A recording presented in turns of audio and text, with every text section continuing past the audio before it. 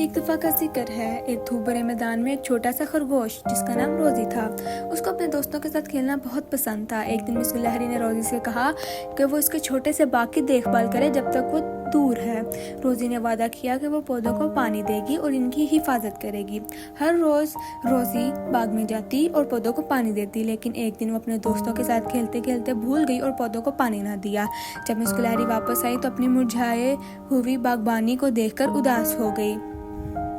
रोज़ी को बहुत अफसोस हुआ और उसने माफ़ी मांगी। मिस गिलहरी ने उसे माफ़ कर दिया और कहा, याद रखो, वादे पूरे करना बहुत ज़रूरी होता है।